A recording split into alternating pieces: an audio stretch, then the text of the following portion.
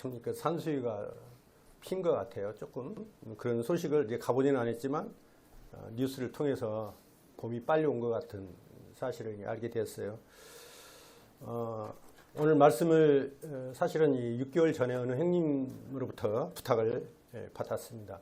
이 주제를 한번 말씀을 좀 전해줬으면 좋겠다라고 부탁을 받았는데 준비는 5개월 전에 해놨는데 마음의 부담이 돼서 계속 미루다가 오늘 주님이 전해도 되겠다 하는 그런 마음을 주셔서 기도하는 가운데 말씀을 전할까 합니다. 오늘 말씀은 디모데전서 6장에 있는 말씀입니다. 디모데전서 6장 6절부터 10절까지 보시겠습니다. 신약성경 341쪽입니다.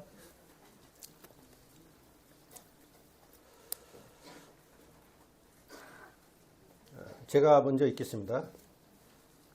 그러나 자족하는 마음이 있으면 경건은 큰 이익이 되느니라. 우리가 세상에 아무것도 가지고 온 것이 없음에 또한 아무것도 가지고 가지 못하리니 우리가 먹을 것과 입을 것이 있은즉 족한 줄로 알 것이니라. 부활의 한 자들은 시험과 올무와 여러 가지 어리석고 해로운 욕심에 떨어지나니 곧 사람으로 파멸과 멸망에 빠지게 하는 것이라. 돈을 사랑함이 일만하게 뿌리가 되나니 이것을 탐내는 자들은 미혹을 받아 믿음에서 떠나 많은 근심으로써 자기를 찔렀도다. 17절 보시겠습니다.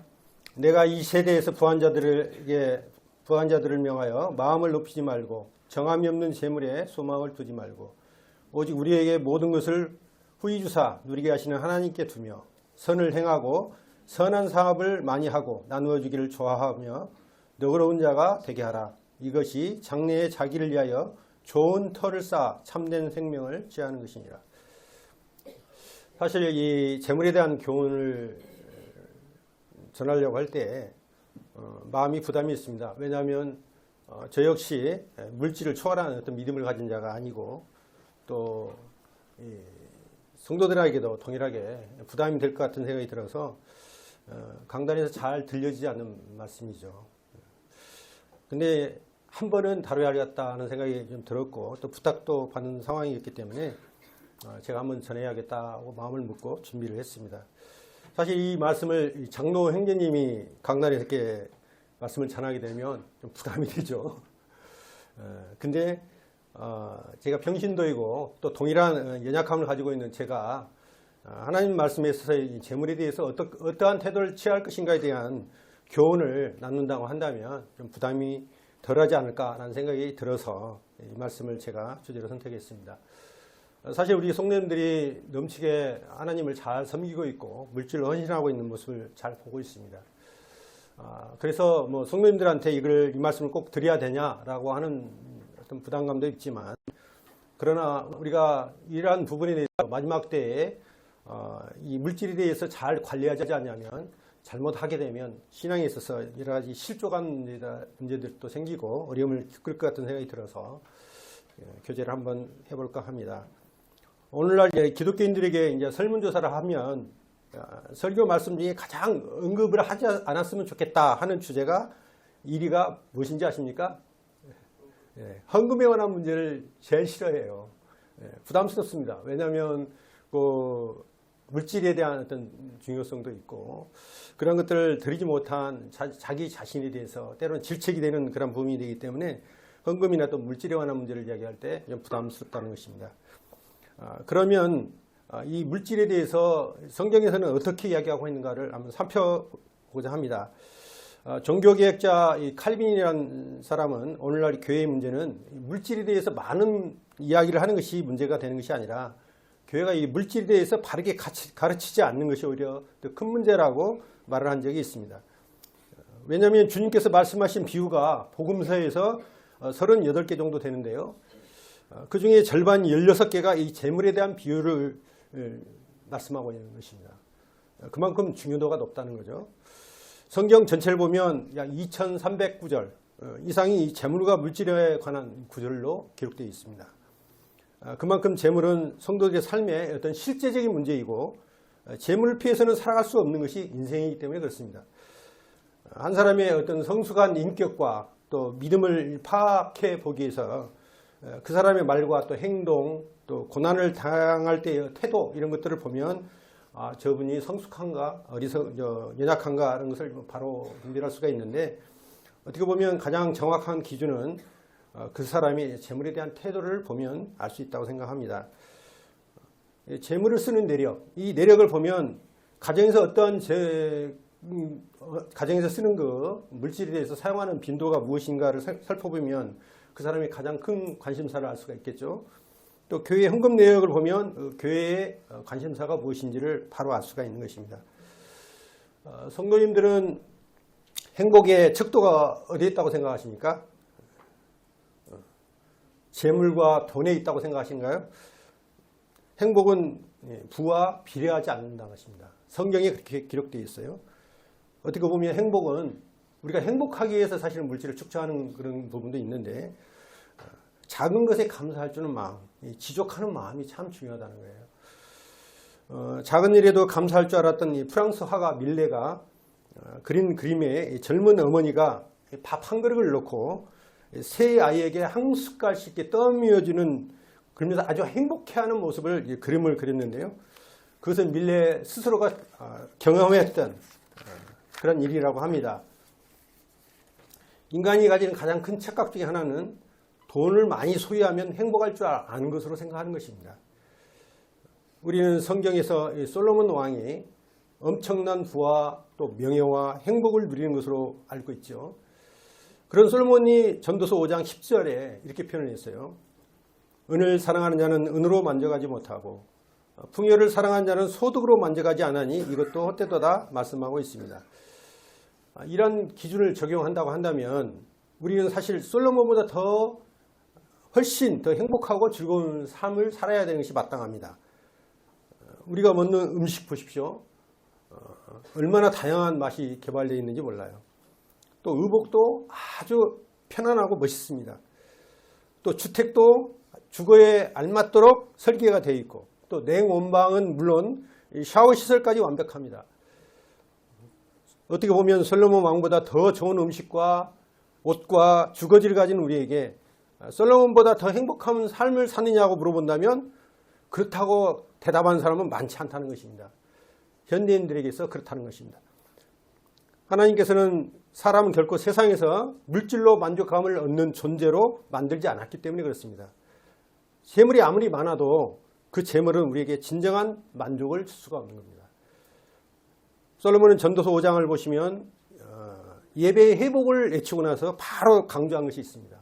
예배를 회복해라 하고 강조하는 건 뭐냐면 물질에 대해서 청지기됨을 말하고 있습니다. 청지기, 이 청지기에 대해서 우리가 많이 듣고 사용하는 단어인데요. 이 말씀은 한마디로 말해서 주인의 물질을 잠시 맡아 관리하고 있는 종이라는 것이죠. 집사라는 뜻입니다. 재물은 물과 같아가지고 뱀이 물을 먹으면 독이 되죠. 젖소가 먹으면 우유가 되는 것입니다. 물질을 어떻게 사용하느냐에 따라서 달라질 수 있다는 거예요. 하나님이 주권하에 물질을 사용하면 의의 열매를 맺는 도구가 될 수가 있고, 아니면 불신앙의 죄악의 손에 물질이 쥐어지면 죄악의 도구가 되는 것입니다.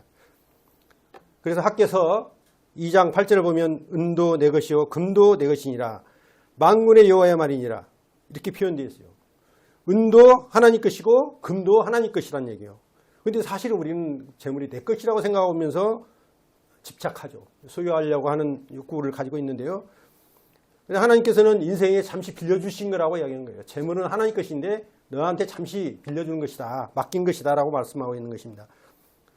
그런데 재물에 대한 청지기 의식을 가지고 있는 성도는 많은 재물을 설령 소유하고 있다 할지라도 잠시 보관하고 있는 사실을 인정하면서 그 물질을 겸손한 자세로서 사용하게 되고 또 재물에 소망을 두지 않는 삶을 삽니다. 그런데 재물은 어떤 축복의 잣대가 아니라는 것이죠. 하나님이 인생에 주신 그냥 은사예요.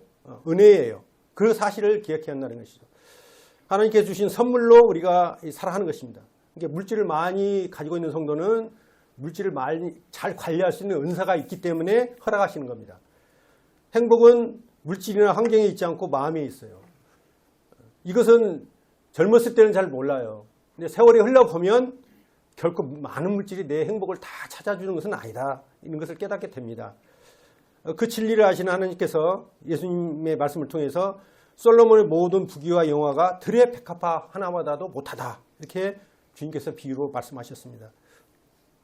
인간의 어떤 생존 또 인간다움을 위해서는 물질은 필요한 것입니다. 그러나 인간이 지나치게 물질을 탐닉하게 될 때 인간은 인간의 아름다움을 상실하게 되는, 어떻게 보면 구원받은 성도에 있어서 하나의 숙제인 거죠. 사실. 또 물욕은, 물질에 대한 욕심은 하나님의 뜻을 분별하는 데서 가장 큰 장애물이 됩니다. 하나님이 주시는 물질의 축복 많이 받아 누려야 하죠. 저도 누리고 싶습니다. 많은 물질을 줘서 여러 모양으로 하나님 앞에 드리고 헌신하고 그렇게 사용하고 싶은 마음이 있어요.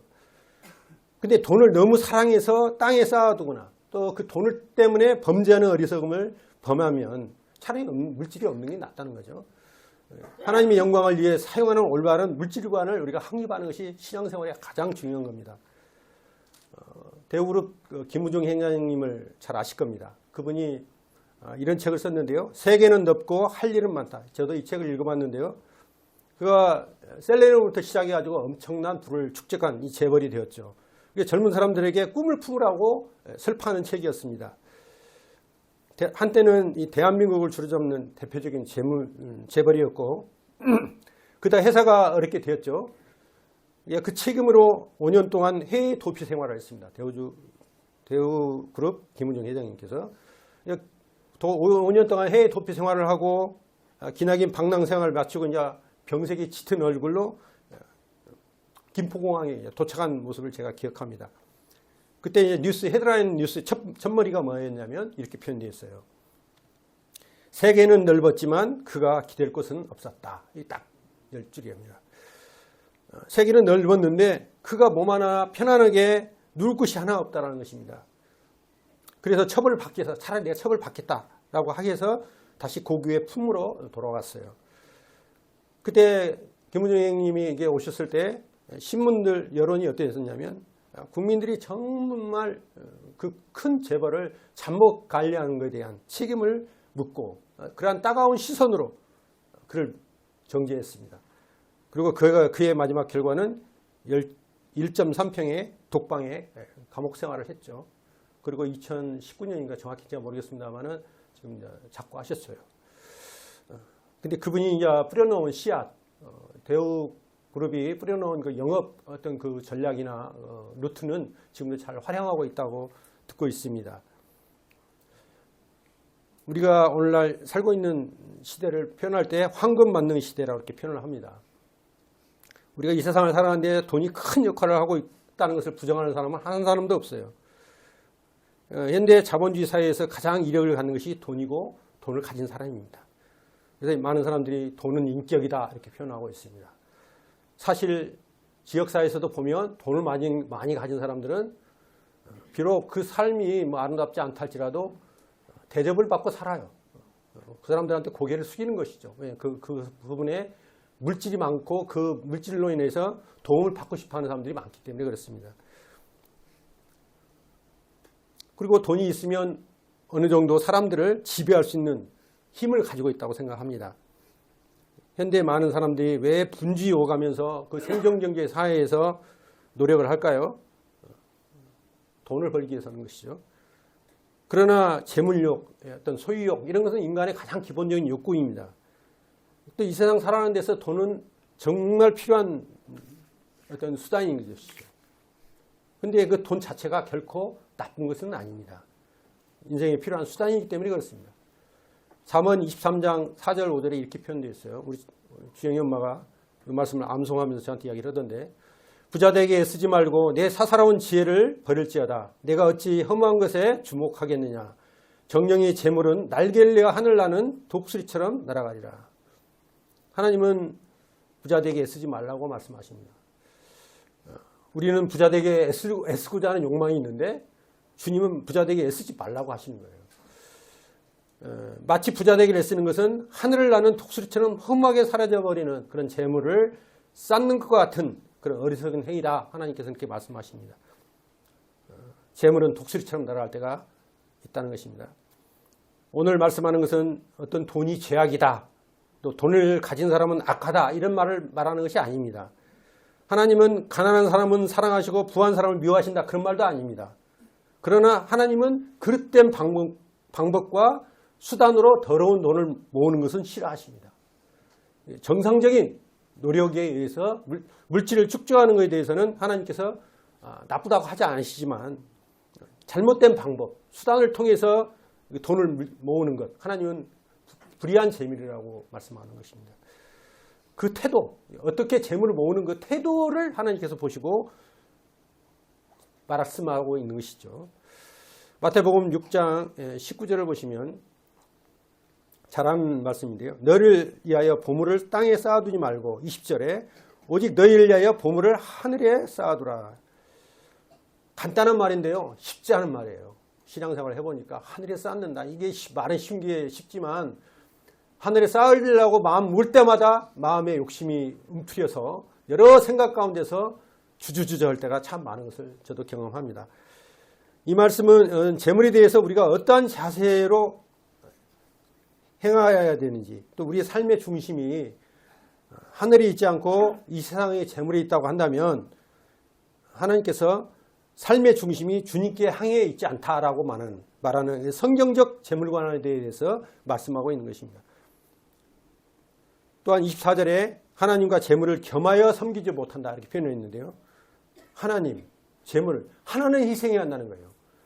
재물을 선택하면 하나님이 희생이 돼야 돼요. 하나님을 선택하면 재물을 포기해야 돼요. 둘 중에 하나를 선택을 하는 거예요. 하나님께서는 주님과 비교할 수 있는 만큼 이 세상 가운데서 재물의 힘과 영향력이 막대하다는 것을 주님께서 말씀하시는 것입니다. 세상 사람들은 어떤 재물과 영광과 생명을 하나님보다 더 섬기는 사람들이 많아요. 재물이 그냥 신이에요. 재물이 신, 자기 배고. 주님께서도 재물에 대한 소유를 어떤 금하거나 또 뭐 저축을 금하거나 재물을 통하여 인생의 삶의 즐거움을 금지하지는 않으셨습니다. 필요한 것을 아셨어요. 디모데후서 6장 17절에 하나님은 인생이 우리에게 허락된 재물을 적절히 한계 내에서 누리는 것을 질투하지 않으시고 기뻐하신다고 하시는 것입니다. 그러나 중요한 것은요, 재물 자체를 목적으로 사는 삶, 재물만이 유일한 나의 즐거움, 재물에서 어떤 안전과 평안을 구하는 사람은 하나님께서 금하셨다는 것입니다. 따라서 성도들의 삶의 우선순위에 있어서 재물은 하나님의 나라와 그 일을 구하는 삶에 앞서서는 안 된다는 거예요. 하나님이 기뻐하시지 않는다는 이야기죠. 그래서 바른 물질관을 가지고 바르게 물질을 쓸 줄 알아야 영적으로 성숙해가는, 하나님이 기뻐하시는 삶을 살 수 있다고 생각합니다. 그러면 성도의 물질관은 어떻게 하는가를 제가 몇 가지 들어보겠습니다. 첫 번째는 성도는 물질의 가치를 인정해야 합니다. 어떤 사람은 돈 자체를 죄악시해가지고 청빈제일주의 삶을 주장하기도 하지만요, 청빈은 게으른 자의 변명이 되어서는 안 됩니다. 제가 가난한 것이 게을러가지고 가난한 것을 그 탓해서는 안 되는 거예요. 열심히 일해서 돈을 버는 것은 성경적인 것입니다. 땀을 흘려서 소산을 얻는 것은 하나님께서 원하시는 겁니다. 일하기 싫어하는 사람은 먹지도 말라고 사도 바울은 말씀하셨죠. 그러나 성경에서 돈을 사랑함이 일만하게 뿌리가 된다고 하는 경고는 물질 자체를 정죄하는 말씀이 아니고 물질을 하나님보다 더 사랑하는 것을 지적하는 말입니다. 우리가 예수님께서 주 기도문 가운데 일용할 양식을 주옵시고, 이 일용할 양식은 어떤 일상생활에 필요한 생활수단으로서의 물질을 구하라고 말씀하신 것입니다. 그래서 물질의 가치를 인정하는 것은 성도의 바른 태도다, 이 생각이 듭니다. 그 다음에 우리가 두 번째는 물질이 성도의 주인이 되어서는 안 됩니다. 아는 것이 힘이다 라고 하는 말을, 유명한 말을 한 철학자가 프랜시스 베이컨인데요. 그분이 이렇게 했어요. 한 모임에서, 아마 크리스찬인 것 같은 생각이 드는데, 물질의 가치란 있을 때도 있고 없을 때도 있다는 이론에 대해서 질문을 받고 이와 같이 대답을 했습니다. 돈은 최선의 종이요. 돈은 최선의 종으로서 역할을 하죠. 그러나 최악의 주인이다. 아주 의미를 한번 생각해 보면 참 깊은 의미가 있는 것 같아요. 돈은 우리가 삶을 하나님을 섬기고 아름답게 섬기는 데서 최선의 종의 역할을 할 수가 있어요. 그죠? 우리가 장조각 스쿨하는데 돈 없으면 됩니까? 물질 없으면 할 수가 없어요. 물질이 다 바탕이 되니까 하는 거예요. 그러니까 성도들이 헌신하고 회비를 걷고 하는 거 아니겠어요? 그러나 최악의 주인이 될 수가 있어요. 주인. 왜냐하면 돈이 앞서가 버리면 아주 악한 주인이 될 수가 있다는 것입니다. 그래서 물질은 아무리 가치가 있고 위력이 있다 할지라도 이렇게 섬김의 대상이 되어야 되지, 아니, 불임의 대상이 돼야지, 섬길 수 있는 수단의 대상이 되어야 되지, 섬김의 목적의 대상이 되어서는 안 된다는 것입니다.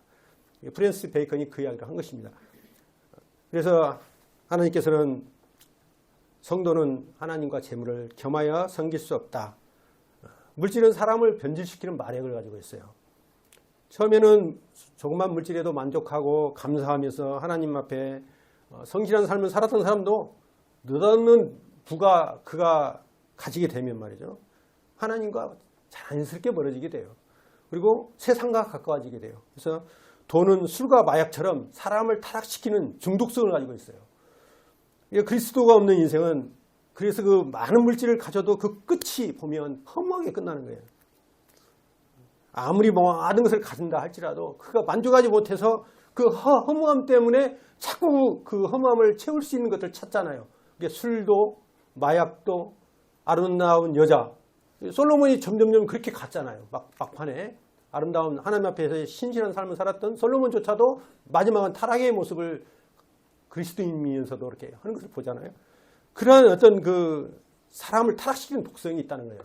그러니까 이 돈은 잘 관리하지 않으면 신앙생활을 망치는 하나의 수단이 될 수 있다는 것입니다. 인생에서 가장 진정한 즐거움이 무엇일까?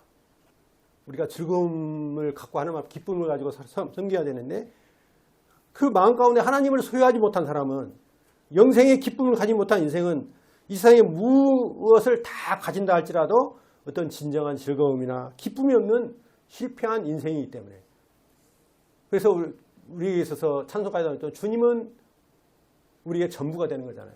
우리 삶의 전부가 되는 것이고 주님도 우리의 삶의 전부를 드셨기 때문에 그래서 오늘 그 찬양 중에 주님이 나의 전부가 된다.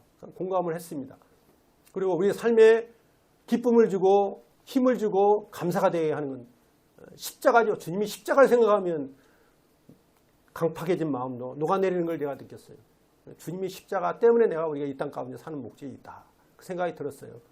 얼마나 감사해요. 주님이 십자가를 주신 그 하나만으로 삶이 무가치하고 허무하고 공허하지 않고 채워주고 만족하고 감사할 수 있고 기뻐하는 삶으로 마칠 수 있다는 것. 얼마나 복된 자인가요, 우리가? 시편 49편 10절에 이렇게 표현되어 있습니다. 그는 지혜 있는 자도 죽고 어리석고 무지한 자도 함께 망하며 그들의 재물은 남에게 남겨두고 떠나는 것을 보게 되리로다. 지혜 있는 사람들도 죽잖아요. 또 어리석고 무지한 자도 함께 망합니다. 또 그런 사람들은 그들의 재물은 남한테 남겨둬요. 그리고 떠나는 것을 보게 돼요. 그래서 저희 주영이 엄마도 그러지만 저도 그러나 그 돈 많은 사람을 그렇게 결코 부러워하지 않아요. 제가 이제 업을 하다 보니까 돈 많은 사람들 재물을 등기 하는 일을 하지 않습니까? 때로는 소송도 하기도 하고 그러는데 보면 많으면 많을수록 근심만 더 많이 있어요. 그래서 이제 제 친구도 100억대가 넘는 친구 하나 있어요. 그 친구는 아주 밑바닥에서부터 그렇게 시작을 했어요. 그래가지고 돈을 많이 벌었어요. 막 땅이 막 몇십만 평이에요. 근데 어디 커피숍 이야기하면 금방 알 건데. 그래서 제가 그랬어요. 그 많은 재물 너 뭐 하려고 그렇게 쌓기만 하냐. 내가 그랬어요. 너 사는 목적이 뭐야? 그게 이제 사람들한테 이렇게 관광농원 형성해갖고 뭐 돈도 벌고 자유롭게 있는. 근데 지금도 땅을 파고 있어요. 소나무 심고. 나보다도 더 처참하게 살아. 내가 볼 때. 그 많은 재물을 어디다 쓰려고 그러냐. 좀 베풀고 살아. 친구들한테도 베풀고 또 지역사회 장학금도 좀 주고 또 교회는 안 다니지만 또 자녀들한테 이 살아있을 때 증여를 해서 분배를 해주고 네가 그것 때문에 사는 거 아니야? 그랬더니 그렇다는 거예요. 근데 왜 증여를 안 해? 그랬더니 세금이 많이 나와서 그렇다는 거예요. 아니, 세금이 많이 나오고 그 재물을 아이들한테 잘 관리하도록 미리 가르치면 되잖아. 내가 그렇게 이야기를 했는데 말을 안 들어요. 고마야기 하면 고개를 핵 돌려버려요. 참 어리석다는 생각이 들어요. 그 친구가 절대 제가 부럽다고 생각하는 일이 없어요. 저는 어리석다 이런 생각만 제가 듭니다. 셋째는 뭐냐면 오직 예수님만을 섬기는 대상으로 삼아야 합니다.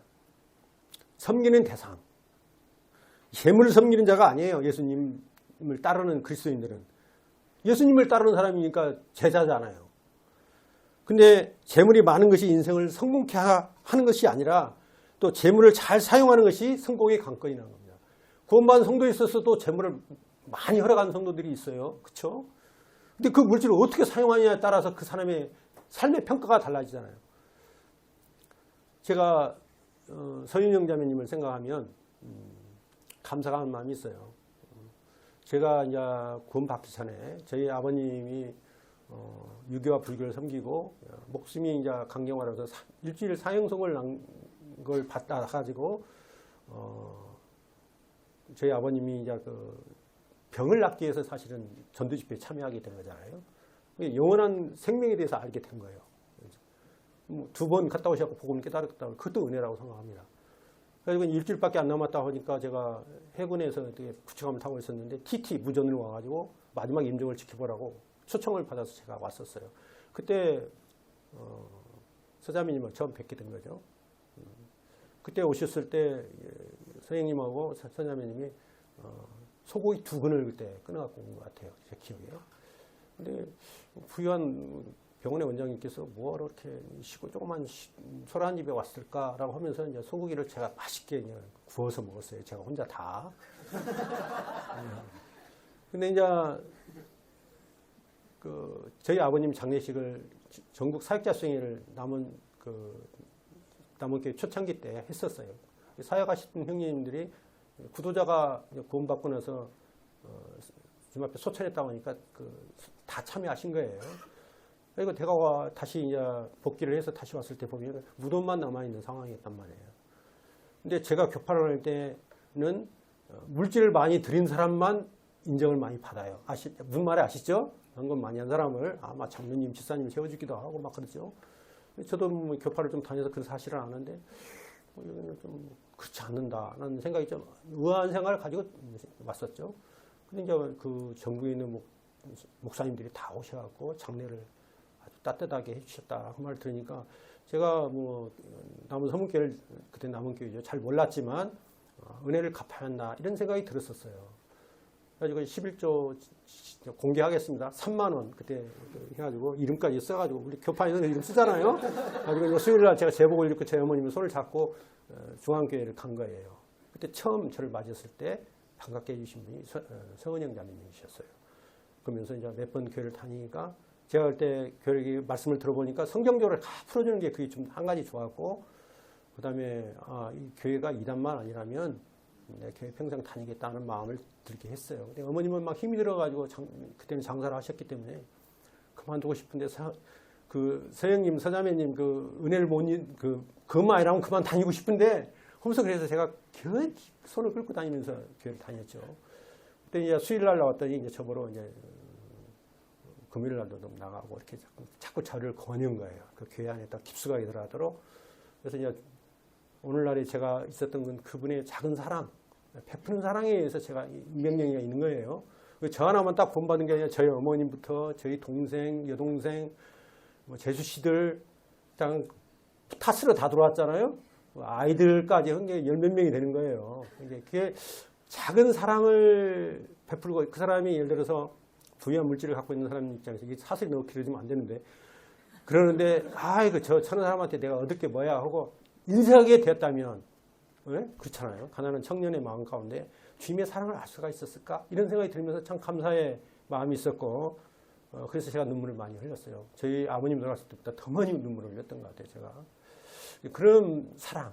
물질을 어떻게 관리하느냐 어떻게 섬기느냐에 따라서 그의 성도의 삶이 아름답다 아니면 추하다 이렇게 될 수 있다는 것이죠.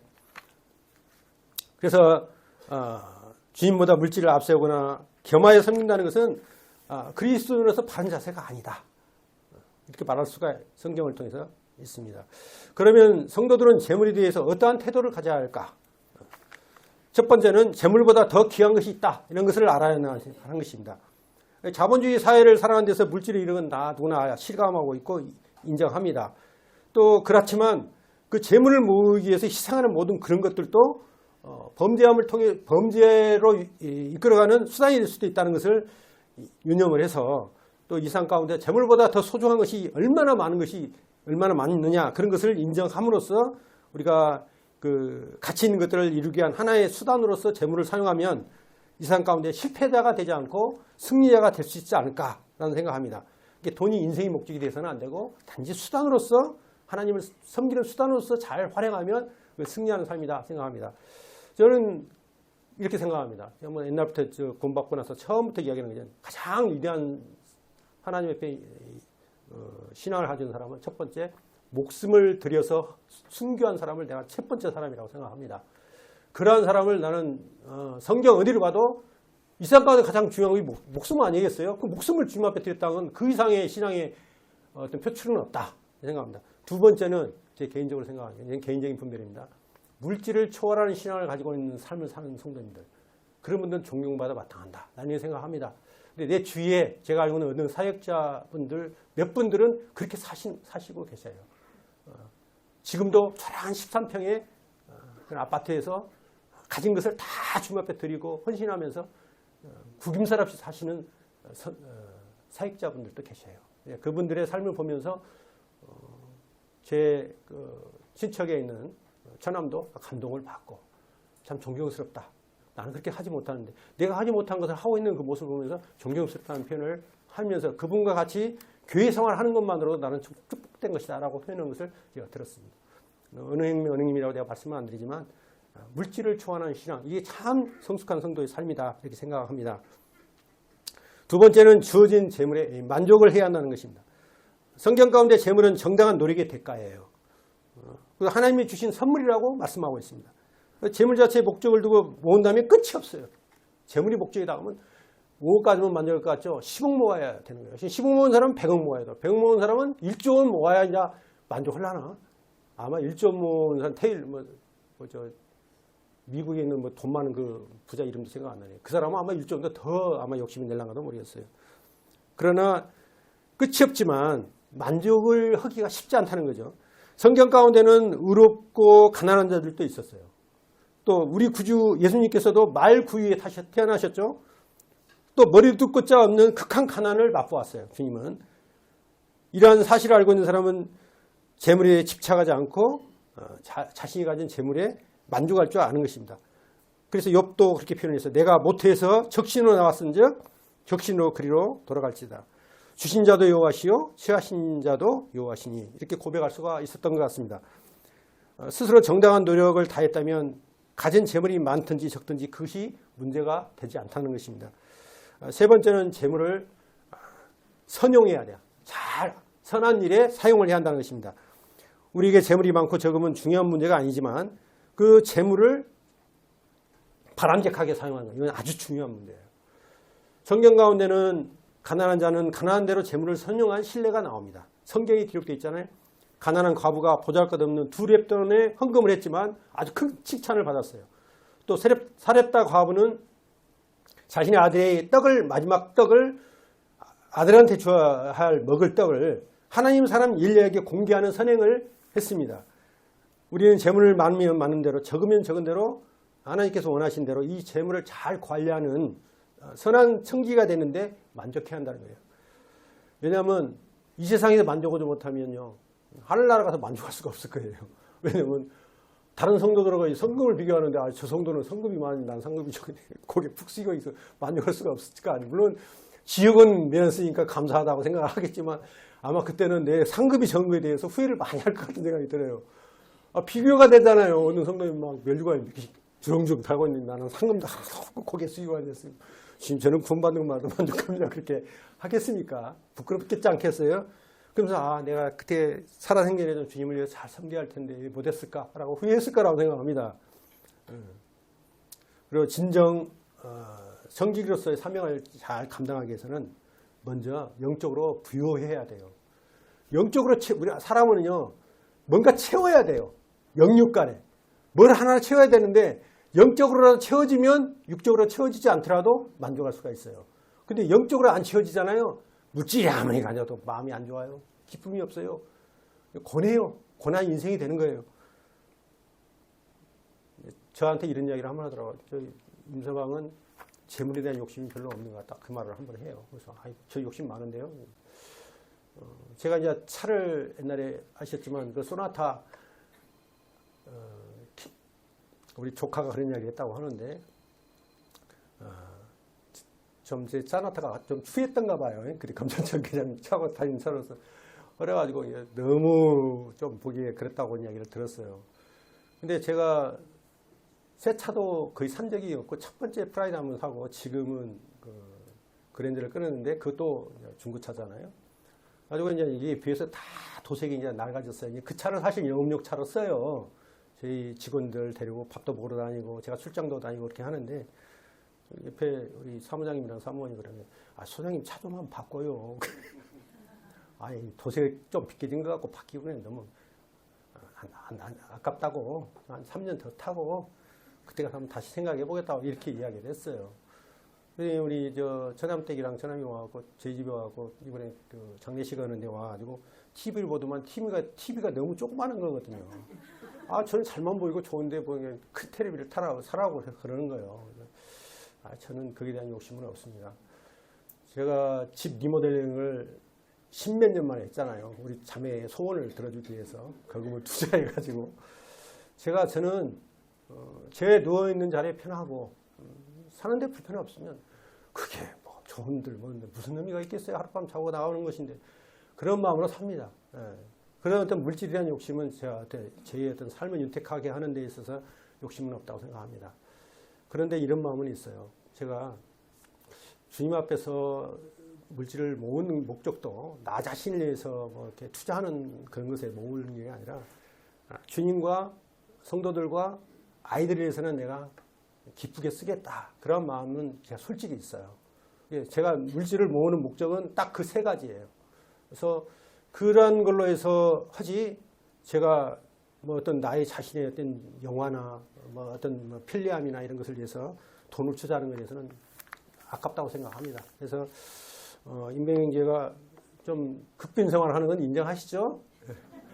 너무 지나치다고 하는 성도들도 있고 그러는데 전 부끄럽지 않습니다. 왜냐하면 내 삶에 있어서 그게 그냥 수단일 뿐이지 뭐 차도 그냥 수단이지 뭐 그게 그 사람 인격은 아니잖아요. 뭐 똥차를 끌고 다닌다고 해서 누가 뭐라고 할 사람도 없고 이제 저희 직원들은 좀 조금 그랬나 봐요. 그래서 저한테 소장님 웬만하면 차를 한번 바꿨으면 좋겠다고 해서 그냥 타고 다녀요. 제가 오고 말았습니다. 사슬이 그건 지났는데요. 그러면 이 허무한 인생을 극복하고 참 행복한 삶을 사는 비결이 뭘까? 성경을 하나 찾아봤어요. 첫째는 믿음과 공의와 공평과 정직한 삶을 살아야 합니다. 의인은 오직 믿음을 말미암아 살리라고 하셨죠. 예수 그리스도는 성도들의 가장 선한 길잡이이고 선한 삶을 보여주는 리모델링이잖아요. 모델 케이스잖아요. 근데 그분의 삶을 보면 주님의 삶이 그런 삶을 살았잖아요. 공평하고 정직하고 믿음 가운데서 공의롭게 살았잖아요. 예수 그리스도만이 우리 성도들을 악한 길로부터 지켜주시는 유일한 구세주이신데 그 사람을 보면 어찌 보면 삶의 모든 삶의 발자취가 정의로운 삶이었어요. 주님의 삶은. 저도 그런 삶을 추구하고 싶습니다. 의롭게 살고 싶어요. 저 사람 불의한 사람이야. 뭔가 문제가 있어. 이런 말 듣고 싶지 않아요. 잠언 2장 9절에도 이렇게 됐어요. 내가 공의와 정의와 정직 곧 모든 선한 길을 깨달을 것이라 하신 말씀처럼 선한 길을 걸어가 정의와 정직을 행하는 것입니다. 둘째는 영혼의 진정한 즐거움을 추구하며 살아야 돼요. 영혼의 즐거움을 추구하며 살아야 돼요.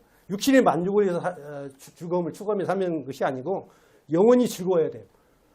진노자 솔로몬은 비록 인생들이 이 땅에서 많은 재물을 얻고 건강과 장수, 존귀, 영광 뭔가 세상적 쾌락을 다 얻는다 할지라도 결코 그것들로 인해서 만족할 수 없다.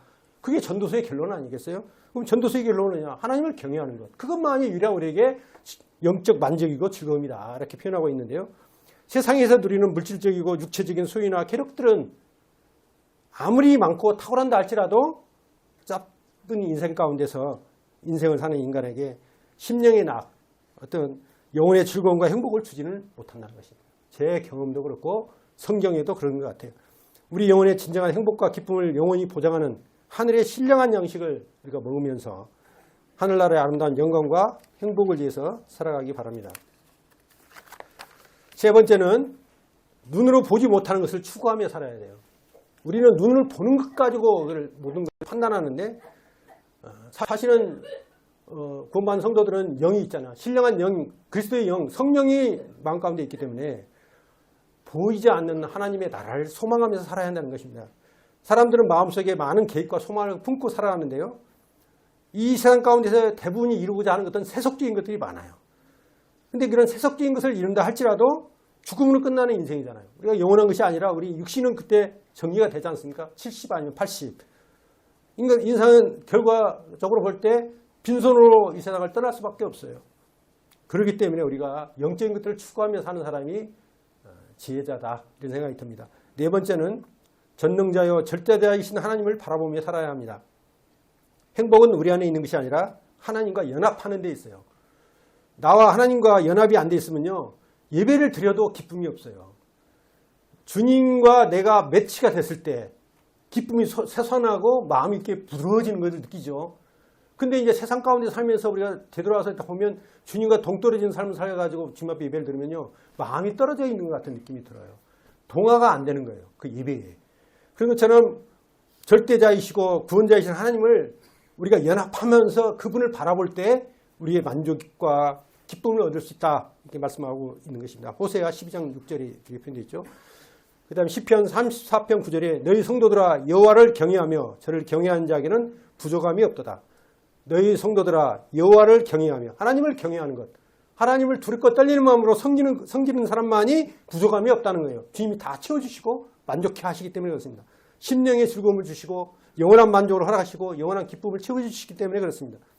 단순히 눈으로 보는 것만 추구하면 공허하고 만족이 없고 슬프고 괴롭고 막 그러지만 주님을 향해서 주님으로부터 얻는 걸로 채워지면 기쁨이 샘솟는 걸 느껴요. 우리 예배 끝나고 나서 성도님들 표정을 보면요. 예배 들어오기 전에 얼굴 상태하고는 다 다르잖아요. 그쵸? 저도 그냥 냉랭하고 와요. 어쩔 때는. 근데 딱 예배를 끝나고 주님의 십자가를 경험하고 떡과 잔을 경험하면 그래. 주님이 나의 전부야. 주님만이 나의 유일한 대상이야. 이런 마음이 솔직히 고백이 되잖아요. 그건 뭐 성도님들 동일하게 뭐 예배 들 때마다 아마 느낄 텐데 그거 왜 그렇습니까? 주님으로 인해서 우리가 기쁨을 얻을 수 있는 그러한 존재를 지어졌기 때문입니다. 새로운 피조물이기 때문에 그렇습니다. 그래서 우리는 단순히 눈으로 보는 것만 추구하지 말자는 거죠. 그래서 눈으로 보이지 않는 하늘의 신령한 것들, 하나님을 향하여 하나님 나라를 사모하면서 그분 앞에 우리가 부끄럽지 않는 삶을 살도록 부지런히 노력을 해야 되는 거예요. 하나님께서 말라기 1장 8절을 보시니까 이렇게 해서 너희 총독에게 드려보라. 그가 너를 기뻐하겠으며 너를 받아주겠느냐. 이렇게 반문하셨습니다. 이 말은 얼마나 드렸느냐가 문제가 아니라 그 드리는 것에 하나님을 경외함이 있느냐 없느냐 요걸 말하는 거예요. 드렸다 할지라도 그게 기쁨이 없고 억지로 드린다면 하나님 기쁨이 없는 거예요. 그게 자원함으로 하나님 앞에 감사해서 이걸 주님께 드리면 얼마나 주님이 기뻐하시겠는가라는 생각이 들면서 물질과 헌신을 했을 때 하나님이 기뻐하시는 것이죠. 하나님이 기뻐하시면 저도 동일하게 연합되어 있기 때문에 기뻐하는 겁니다. 그러나 우리는 그렇지 못할 때가 많잖아요. 주님을 드릴 때 즐거움이 빠질 때가 많아요. 11조 하라니까 11조 하게 되고 이렇게 할 때가 많잖아요. 그러나 하늘에 쌓아둔 보물은 향기로운 제물이 되고 하나님을 기쁘시게 할 수 있고 주님께 강림하실 때 자랑의 면류관이 되는 거예요. 우리에게 면류관을 주신다고 하셨잖아요. 우리 마음이 물질에 가 있다면 하나님과 멀어지는 거예요. 물질과 하나님과는 겸하여 섬길 수가 없기 때문에 하나님과 가까워지면 물질에 멀어지고 물질에 가까워지면 하나님과 멀어진다는 것입니다. 그러면 하나님을 잘 섬기면 가난한 것이냐? 그렇지는 않다는 것입니다. 우선순위에 관한 문제예요. 어떤 것을 먼저 추구하느냐? 물질도 필요한 걸 성경에 인정했잖아요. 이게 주님과 그 나라를 구하고 난 뒤에 물질도 필요한 것들을 여기는 우선순위에 관한 문제를 말하는 것이지 야 하나님 섬기면 물질은 다 필요 없어. 이 청빈주의를 말하는 게 아니에요. 성경은. 그래서 야고보서 4장 4절에 세상에 벗된 것이 하나님의 원수임을 알지 못하느냐. 그런즉 누구든지 세상과 벗이 되고자 하는 자는 스스로 하나님과 원수 되게 하는 것이다. 이렇게 말씀하고 있습니다. 그리스도인으로서 재물의 주인이 되는 세상과 하나님과 원수되는 된다. 재물과 하나님과 원수가 되는구나. 이걸 기억하시라는 것이죠. 그래서 재물이 아닌 예수 그리스도를 섬김의 대상으로 생각해야 돼요. 재물은 불임의 대상이 되는 것이 수단이 되어야 되는 것이지 섬김의 대상이 아니라는 것이죠. 목적이 되어서는 안 되는 것입니다. 마지막으로 성경에서 이제 부자가 될 수 있는 방법에 대해서 말씀을 살펴보자 합니다. 첫째는 어떻게 해야 부자가 되냐? 부지런하고 열심히 땀을 흘려서 성실하게 일을 해서 물질을 버는 것입니다. 잠언서 6장 9절 11절에 이렇게 되어 있어요. 게으른 자여 계명에서 그가 하는 것을 보고 지혜를 얻으라. 계민은 두령도 없고 감독자도 없고 통치자도 없으되 먹을 것을 여름 동안에 예비하며 추수 때에 양식을 먹느니라. 게으른 자여 내가 어느 때까지 누워있겠느냐? 내가 어느 때에 잠이 깨어 일어나겠느냐? 좀 더 자자, 좀 더 졸자. 손을 모으고 좀 더 누워있자 하면 내 빈궁이 강도같이 오며 내 곰핍이 공사같이 오리라. 우리들 직업에는 귀천이 없습니다. 주어진 여건에서 최선을 다해서 일을 하여 돈을 버는 것이 부자가 되는 상책입니다. 두 번째는 항상 버는 것보다 적게 사용해서 근검 전략하는 것이 부자가 될 수 있는 방법이에요. 큰 부자는 하늘이 내리지만 작은 부자는요, 자기가 노력해서 될 수가 있는 거예요. 그래서 작은 부자들 보면 아주 근검 전략합니다. 자기에 대해서 인색하고 모으는데 철저하게 관리를 하는 거예요. 그런 사람들이 부자가 돼요. 작은 부자들은. 그래서 잠언 12장 24절에 보니까 부지런한 자의 손은 사람을 다스리게 되어도 게으른 자는 불임을 받느니라. 열심히 부지런하게 하나님 앞에 손을 늘려야 부자가 될 수 있다는 거예요. 작은 부자라도 될 수 있다는 것입니다. 그래서 작은 월급을 받고 있으면서 분쇄받지 않게 이렇게 막 쓰는 사람, 부자 될 수가 없는 거예요. 나는 부자 되기를 포기하는 사람이다 하면 그냥 쓰는 거예요. 버는 즉시 다 써버려. 남는 게 없죠. 그럴 때는 진짜 어려움이 있을 때 도움을 받아야 되는 상황이 생기잖아요. 그래서 저축하는 사람들, 열심히 개미처럼 저축하는 사람들은 어떤 환난이나 어려운 조금만 있어도 남한테 구걸하지 않아요. 그냥 본인이 다 해결할 수 있는 능력이 되는 거예요. 이제 그런 것으로 있어서 우리가 근검절약하는 것은 성도들이 몸에 배어야 한다. 그래서 옛날에는 청교도들이 다 그렇게 극빈하게 이렇게 살았다고 하는데 그렇게 살아야 되는 것은 아니라고 저도 생각합니다. 물론 써야 할 때 써야 하고 필요한 물질을 잘 관리하는데 그러나 근검해야 하는 거예요. 열심히 땀을 흘려서 소산을 얻는데 주님께서 하는 정해진 법칙대로 부지런히 일을 해야 한다는 것이죠. 저도 한량 기질이 있어서 웬만하면 놀고 먹으려고 하는 것을 추구하는 사람인데 제가 사업하면서 놀고 먹었다는 마음이 생겼으니까 열심히 제가 자전거 타고 다니면서 돈 벌러 다닙니다. 그리고 그 번 돈을 어떻게 하면 가치 있게 쓸까? 또 이것을 어떻게 사업에 잘 적용해서 쓸까? 또 직원들, 또 여러 사람들한테 베푸고 살까? 이런 생각을 가지고 쓰려고 애를 씁니다. 그러니까 하나님께서 또 채워주시더라고요. 그때마다 하나님께서 선한 마음을 품고 행할 때마다 하나님께서 채워주신 것들을 늘 경험해요. 그래서 한 달에 한두 번씩 이번 달도 적자구나 하면 또 채워주시고 이번 달도 적자구나 하면 또 채워주시고 그런 걸 좀 너무 많이 경험하는 것 같아요. 그래서 이번 달도 지금 불안불안하는데 채워주실 거라 생각하고 기도하고 있습니다. 채워주시게 앞으로 10일 남았으니까 채워주시겠지 생각하고 삽니다. 우리가 잘못된 가치관을 가지고 생각해서 체면을 또 생각하고 또 물질을 사용하는 사람들이 아니잖아요. 구원받은 성도들은 우리가 우리의 신분, 구원받은 성도로서의 신분을 가지고 물질을 사용해야 한다는 것이에요.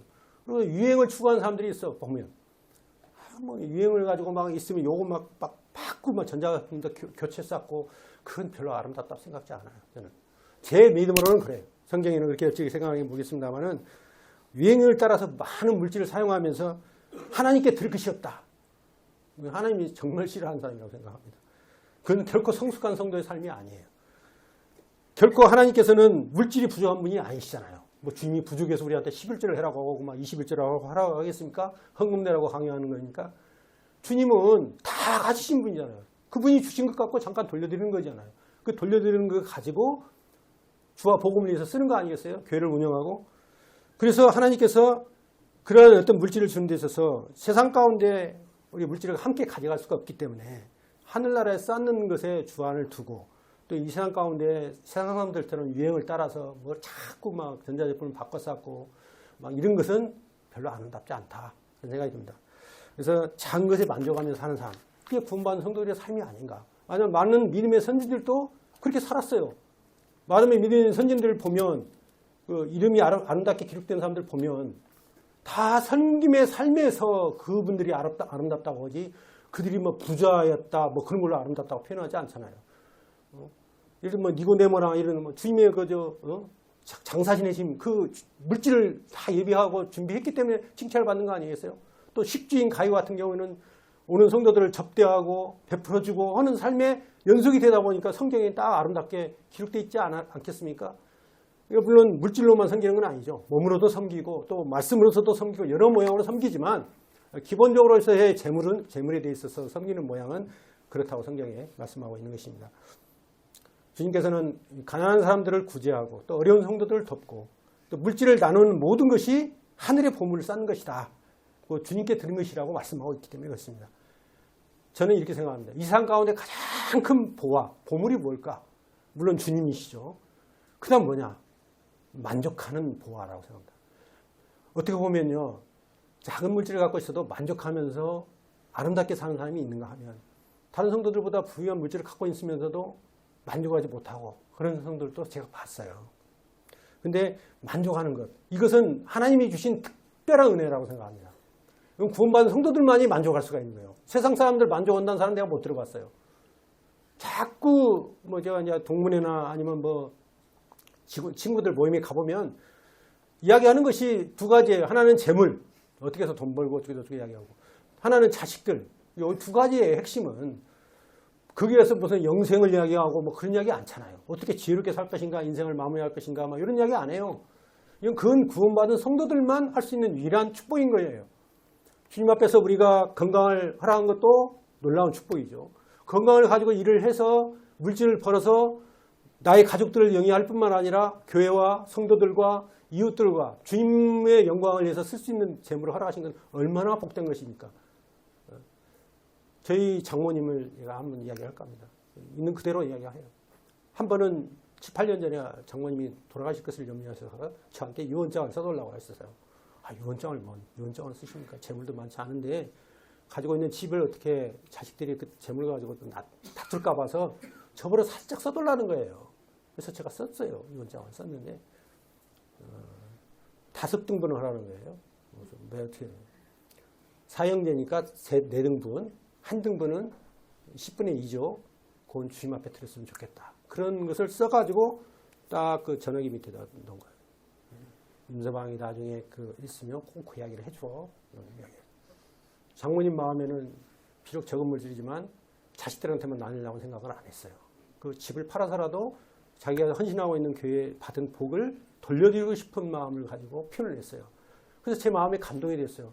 나는 그렇게까지는 생각을 안 했는데 우리 장모님은 없는 물질 가운데서도 5분의 1을 주님 앞에 드리고 싶다 하는 것을 유언으로 남겼다. 참 너무 감사가 됐어요. 그리고 존경스러웠어요. 장모님은 늘 베푸는 삶을 사는 거예요. 자식들한테, 손자들한테, 가족들한테, 성도들한테. 본인은 별로 쓰지도 않아요. 택시도 안 타셔. 걸어 다니시고. 그러는데 자식들이나 손녀들에게 그런 거 보면 넘치게 하셔.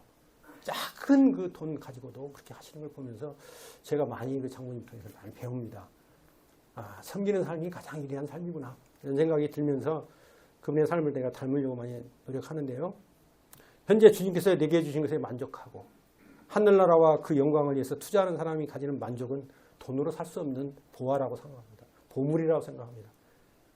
우리 남원 서문교에서도 어떤 긍휼의 연설을 가지고 본인이 소비하는 것에 대해서는 아주 인색하고 근검절약하면서도 성도들 섬김에 대해서는 아주 풍성한 성도님들도 계셔요. 또 좋은 직장을 가지고 많이 누릴 수 있는 신분에 있으면서도 아주 근검절약하고 아낌없이 헌신하는 성도님도 계시고 또 헌금을 할 때 신권으로 바꿔서 1,000원짜리까지 바꿔서 헌금을 하셨던 어떤 성도님도 계셨습니다. 그런 분들과 같이 우리가 섬긴다는 것이 복이라는 생각이 듭니다. 잠언 14장 24절에 이 말씀이 있어요. 지혜로운 자의 재물은 그의 면류관이요 미련한 자의 소유는 다만 미련한 것이다. 다시 한번 읽겠습니다. 지혜로운 자의 재물은 그의 면류관입니다. 지혜롭게 재물을 잘 사용한 사람은 그의 면류관이 되는 거예요. 영광의 면류관. 면류관이 되는데 미련한 자의 소유. 미련하다는 것은 자기 자신을 위해서만 쓰는 사람을 미련한 자라고 하잖아요.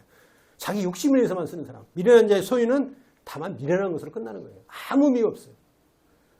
우리 물질이 있는 것에 우리의 마음이 있는 거잖아요. 우리 또 마음이 있는 곳에 우리의 삶이 있습니다. 우리가 지혜로운 청지기의 삶을 살아야 한다고 우리가 다 알고 있고 그렇게 행하고 있을 거로 생각합니다. 우리가 가진 물질로 하나님께 영광이 되고 또 순례자인 그리스도인으로서 거룩한 책임인 영원한 투자를 결코 소홀하는 성도가 되지 않기를 바라면서 말씀을 드릴까 합니다. 제가 사설 말씀 이야기 했는데요. 그냥 있는 그대로 예화를 드린 거라고 생각하고 받아주시기 원합니다.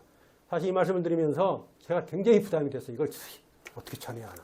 고민도 했고 당신은 잘해 이렇게까지 비난하는 성도도 있을 수도 있고 그러는데 한 번은 제가 총대를 매야겠다 생각이 들어서 제가 평신도니까 장로도 아니고 사역자도 아니고 연약한 성도가 이런 마음으로 물질을 대하고 있구나라는 생각이 들어서 같이 이렇게 공유하자는 마음으로 제가 드린 것이지 우리 성도님들이 뭐 헌신을 잘 못하고 물질을 잘 안 드려서 제가 촉구하고자 하는 마음으로 제가 말씀을 드리는 것은 아니라고 알아주셨으면 감사하겠습니다. 감사합니다.